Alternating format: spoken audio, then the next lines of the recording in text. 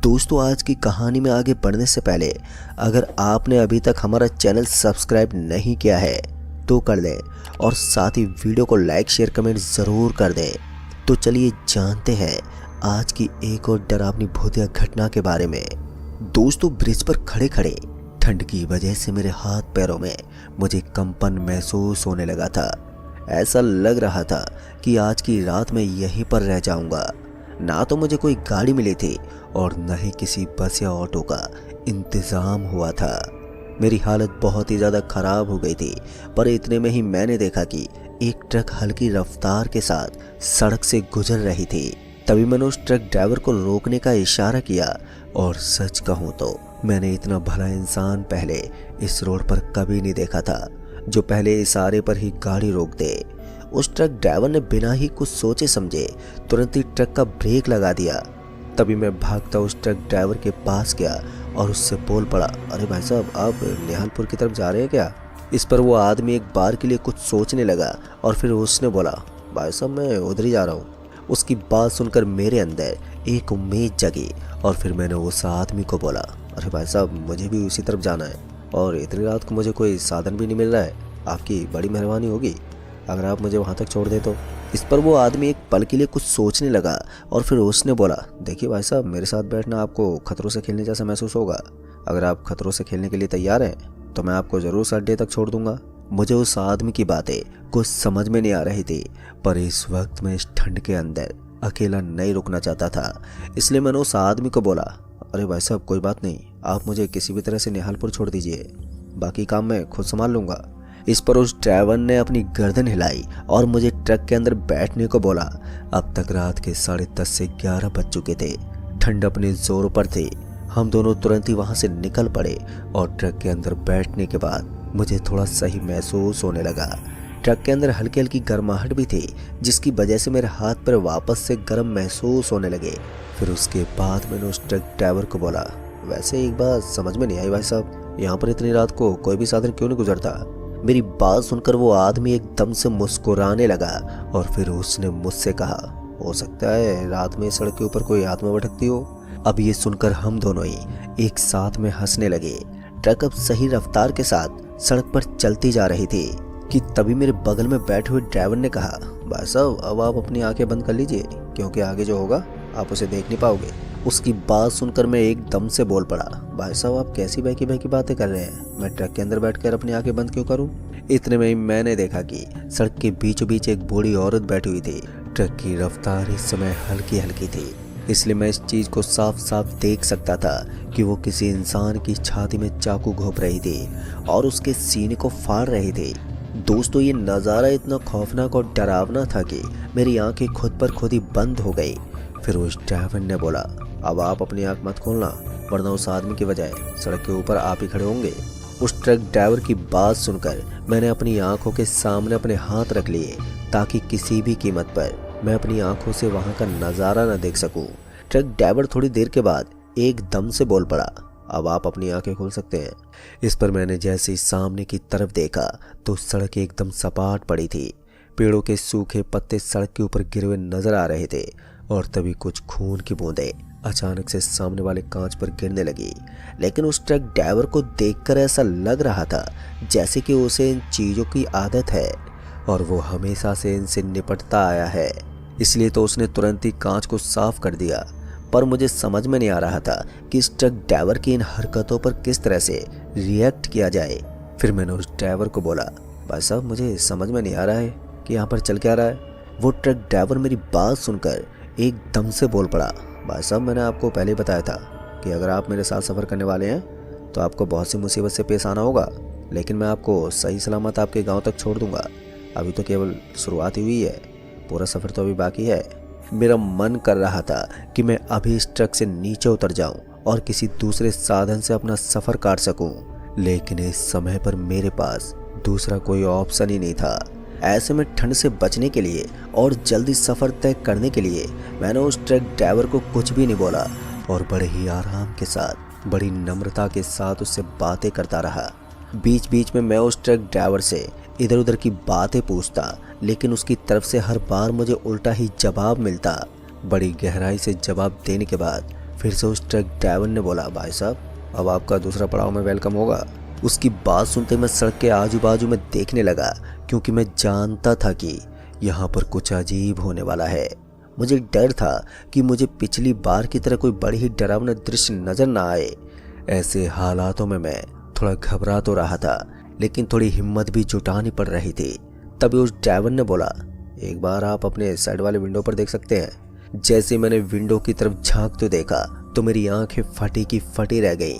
दरअसल मैंने देखा कि थोड़ी देर पहले जो बुढ़िया मुझे उस सड़क के ऊपर बैठी हुई नजर आ रही थी, वो अब हमारी ट्रक से लटकी हुई थी, और वो एक नहीं बल्कि उसकी तरह दिखने वाली कम से कम 10 से 15 बुढ़िया उस ट्रक से लटकी हुई थी। उन सभी का चेहरा इतना डरावना था कि उसे देखकर कमजोर दिल वाले इंसान का वहीं पर दम टूट जाए। पर मुझे समझ में नहीं आ रहा था कि फिर एक बार मुझे क्या करना चाहिए। तभी उस ड्राइवर ने बोला, चिंता मत करो आप, ये लोग तुम्हें जब तक नुकसान नहीं पहुंचा सकते जब तक कि मैं ट्रक को ना रोक दूं। और हाँ, मैं जैसे ही ट्रक को रोक दूंगा तो ये तुम्हें पकड़ कर ले जाएंगे और सड़क के ऊपर ले जाकर तुम्हारी छाती के अंदर छेद कर देंगे। अब ये सुनते मेरा पूरा जिस्म ही कांप गया, लेकिन मुझे अंदर से इस चीज का सुकून भी था कि वो ट्रक ड्राइवर सब चीजों को जानता था और इसका एक्सपीरियंस मुझे इन खतरों से बहुत आसानी से बचा सकता था। फिर उस ट्रक ड्राइवर ने मुझे बताया कि इस रास्ते पर अभी हमने सिर्फ 2 ही पड़ाव पार किए हैं, ना जाने इस तरह के कितने पड़ाव अभी हमारे सामने आएंगे। अगर हमने किसी के अंदर भी घबराहट महसूस करना शुरू कर दिया तो फिर हम दोनों मौत के घाट उतर सकते हैं। हालांकि अभी भी उस ट्रक ड्राइवर के चेहरे पर कोई सिकन नजर नहीं आ रही थी, पर पता नहीं क्यों उस ड्राइवर को देखकर मुझे अजीब सा लग रहा था। एक नॉर्मल इंसान के अंदर मेरे हिसाब से इतना कॉन्फिडेंस नहीं हो सकता। ऐसे में मैंने उस ड्राइवर से एक बार के लिए पूछते हुए कहा, भाई साहब एक बात समझ में नहीं आ रही है कि आपके अंदर इतना ज़्यादा कॉन्फिडेंस कैसे हो सकता है। मेरी बात सुनकर उस ड्राइवर ने मुस्कुराते बोला, ऐसा कुछ नहीं भाई साहब, बस रात दिन इसी रास्ते पर सफ़र करता हूँ मैं, तो मेरी आदत हो गई है। लेकिन मेरे मन में अभी भी यही डाउट था कि कुछ तो गड़बड़ है, वरना एक आदमी के अंदर इतना कॉन्फिडेंस नहीं हो सकता कि वो एक भूत प्रेत के इलाके से गुजर रहा हो और फिर वो हमेशा से उस रास्ते से गुजरता रहे और उसे इन चीज़ों की हरकत के बारे में पहले से पता हो कि कब क्या होने वाला है। मगर फिर भी मैं थोड़ा शांति रहा और उस ट्रक ड्राइवर की ड्राइविंग स्किल को देखता रहा।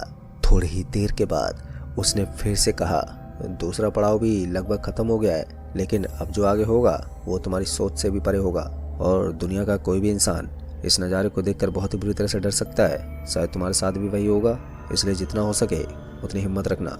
फिर उसके बाद मैंने अपनी गर्दन हिलाई, पर पता नहीं क्यों लेकिन चलते चलते ही ट्रक के अंदर थोड़ी गड़बड़ होने लगी। ऐसा लग रहा था कि ट्रक उछल उछल कर गिर रही है। फिर मैंने उस ट्रक ड्राइवर को बोला, अरे भाई साहब ये क्या हो रहा है। इस पर उसने बताया कि अब आप उस फेज से गुजर रहे हैं जहां मौत कभी भी आपको अपनी गिरफ्त में ले सकती है। उस आदमी की बात सुनकर मैं थोड़ा घबराने लगा, लेकिन फिर मैंने उस आदमी को बोला, लेकिन इससे बचने का कोई तो तरीका होगा। इस पर उसने बोला, कुछ नहीं, बस ट्रक चलता रहे, जब तक ट्रक चलता रहेगा तब तक आप जिंदा हो। ट्रक के रुकने के साथ ही आपकी सांसें भी रुक जाएंगी। ट्रक ड्राइवर इस बार भी बिल्कुल नॉर्मली लग रहा था, मानो कुछ हुआ ही नहीं है। फिर मैंने उससे पूछा, लेकिन ट्रक इस तरह से उछल उछल कर क्यों गिर रही है। इस पर उसने कहा, ट्रक के सामने तो देखो। जैसे मैंने सड़क के ऊपर देखना शुरू किया तो उसके बाद तो मानो मेरी सांसें ऊपर नीचे होने लगी। डर के उस माहौल में मैं इतनी बुरी तरह से घिर गया था जैसे कि मैं अभी और यहीं पर डर के मारे दम तोड़ दूंगा। दरअसल मैंने देखा कि सड़क के ऊपर उस बूढ़ी औरत की तरह दिखने वाली असंख्य महिलाओं की डेड बॉडी नीचे गिरी पड़ी थी और ट्रक उसको कुचलते हुए आगे की तरफ बढ़ रही थी। कभी ट्रक उस महिला के पेट के ऊपर से गुजरती तो कभी उसकी गर्दन को कुचलकर आगे बढ़ जाती। कांच में भी मैं इस भयानक दृश्य को देख सकता था। ट्रक के दोनों टायर खून से अब लाल हो चुके थे। उस बुढ़िया के जिस्म को देखकर ऐसा लग रहा था कि उसके जिस्म में इतना खून है कि एक नॉर्मल इंसान की बॉडी में इतना खून होना शायद नामुमकिन हो। पूरी सड़क खून से तर हो चुकी थी। सड़क के किसी कोने पर किसी औरत का कटा हुआ सर दिख रहा था तो किसी कोने पर उसके हाथ पर गिरे पड़े थे। मैं सच बताऊं तो मैंने अपनी जिंदगी में इस तरह का भयावह दृश्य शायद पहली और आखिरी बार देखा था। डर के मारे मेरी आंखें अपने आप ही बंद हो गईं। इस पर उस ड्राइवर ने बोला, भाई साहब ये मौत का दरिया है और यहाँ पर कभी भी कुछ भी हो सकता है। ऐसे में सही होगा कि आप अपनी आंखों से सब कुछ देखते रहो, और यहाँ बंद आंखों के साथ लोग कभी भी अपनी जान गंवा देते हैं। उसकी बात सुनकर मैंने फिर से अपनी आंखें खोल ली और बड़ी हिम्मत के साथ इधर उधर देखता रहा, पर मुझे डर था कि कहीं ये ट्रक ड्राइवर ट्रक को रोक ना दे, वरना यहीं पर कहानी खत्म हो जाएगी। ऐसे में मैं इस चीज के लिए भी तत्पर था कि मुझे किसी भी वक्त पर खुद को ट्रक चलानी पड़ सकती थी। ऐसे में ट्रक चलाने को भी बिल्कुल मैं तैयार था। भागती हुई ट्रक के अंदर मैं अपने आसपास मौत के खेल को देखता जा रहा था। तभी मैंने उस ट्रक ड्राइवर को बोला, भाई साहब ये पड़ाव कितनी देर में पार हो जाएगा? इस पर उस आदमी ने बोला, बस कुछ ही देर की और बात है, उसके बाद आप सही सलामत आपके गांव तक चले जाएंगे। उसकी बात सुनकर मुझे थोड़ी और हिम्मत मिल रही थी। फिर मैंने देखा कि अब मुझे सामने की तरफ से एक हल्की सी रोशनी नजर आने लगी थी। जैसे जैसे ट्रक आगे बढ़ रही थी तो वो रोशनी हमारे और भी पास आ रही थी। ऐसा लग रहा था कि वहां पर कोई रोशनी का बहुत बड़ा स्रोत है जहां से वो भयंकर रोशनी निकल रही है। मेरी आंखों ने अब जवाब देना शुरू कर दिया था। अब उस रोशनी से बचने के लिए मुझे अपनी आंखों के आगे हाथ देने पड़ रहे थे। तभी उस आदमी ने कहा, इस रोशनी का मतलब है कि अब हम खतरे से बाहर हैं और हम अपनी जान बचा चुके हैं। फिर उस ट्रक ड्राइवर के चेहरे पर एक अजीब सी मुस्कान थी और इस बार मैंने उस ड्राइवर को बोला, सच सच बताओ तुम हो कौन, क्योंकि तुम एक इंसान तो नहीं हो सकते। इस पर उस आदमी ने बोला, तुमने सही पहचाना, मैं एक इंसान नहीं हूँ। और फिर वो इतना बोलकर एकदम से हंसने लगा। पता नहीं क्यों, लेकिन अब ट्रक के अंदर बैठे बैठे भी मुझे डर लगने लगा था। हालांकि मैं अपने गांव के बेहद ही करीब था, लेकिन फिर भी डर की वजह से मेरे हाथ पांव फूल गए थे। मैं उस आदमी से बस यही जानना चाहता था कि आखिर वो है कौन और इस तरह से इन चीज़ों का मुकाबला वो कैसे कर लेता है। लेकिन हर बार वो आदमी मेरी बात को काट देता। थोड़ी देर के बाद मैं अपने गांव के बेहद ही करीब पहुंच गया और जैसे मुझे अपने गांव का रास्ता दिखा तो फिर मेरी सांसें फिर से नॉर्मल होने लगी। ऐसा लग रहा था कि मैं आज मौत को छू कर आया हूँ। सच कहूँ तो इस रास्ते पर पहले मैंने इस तरह की घटनाएं कभी भी महसूस नहीं की थी। आज अगर ये सारी घटनाएं मेरे साथ हो रही थी तो उनकी एक ही वजह थी, और वो थी इस ट्रक का इस तरह से चलना। फिर उस ट्रक ड्राइवर ने बोला, आपको कहाँ पर उतरना है? इस पर मैंने उसे बताया कि मुझे गांव के बस स्टैंड पर उतार दीजिए।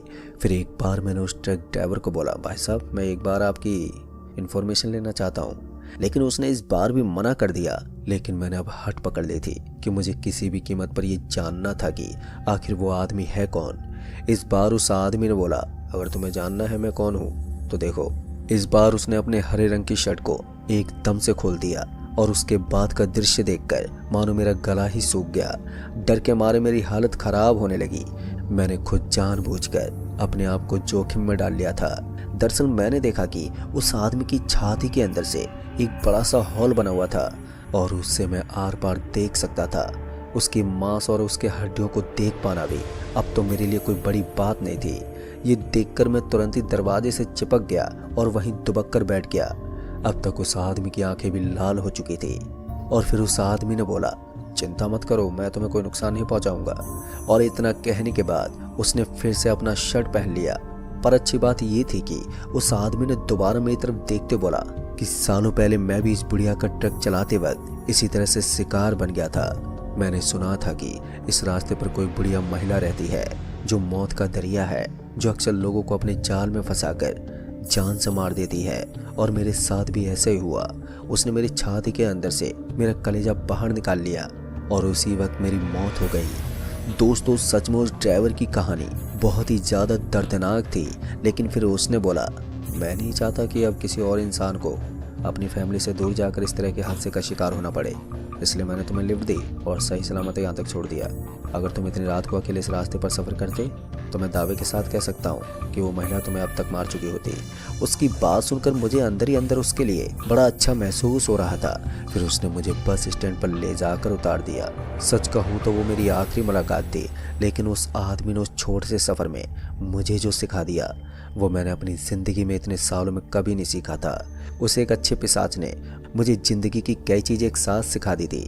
बाद में मैं सीधा अपने घर आ गया और घर पहुंचकर मैंने अपने घर वालों को भी इस घटना के बारे में बताया।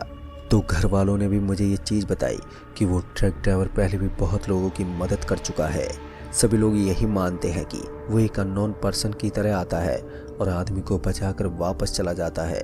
सच कहूँ तो उस आदमी का काम मुझे इतना बेहतरीन लगा कि मैं अपने शब्दों में बयान नहीं कर सकता, और ऊपर से एक भूत इस तरह की अच्छी हरकतें कैसे कर सकता है, ये भी एक सोचने वाली बात है। मेरे लिए वो भूत के रूप में एक भगवान ही था जिसने मुझे नया जीवन दान दिया। दोस्तों, उसके बाद मैंने उस रास्ते से चलना फिरना बिल्कुल ही छोड़ दिया, क्योंकि मैं जान गया था कि अगर उस रास्ते पर दोबारा मेरी मुलाकात उस बूढ़ी औरत से हुई तो इस बार मुझे बचाने के लिए वो ट्रक ड्राइवर आएगा भी या फिर नहीं, वो तो नहीं मालूम, लेकिन वो मेरे सीने को फाड़कर मेरा कलेजा ज़रूर ले लेगी और मुझे हमेशा के लिए इस दुनिया से दफा कर देगी। तो दोस्तों, इस कहानी में बस इतना ही। कहानी आपको पसंद आई हो तो वीडियो को लाइक शेयर कमेंट ज़रूर कर दें। तो मैं आपका दोस्त राजकुमार जल्द ही मिलूँगा ऐसी एक और डरावनी भूतिया घटना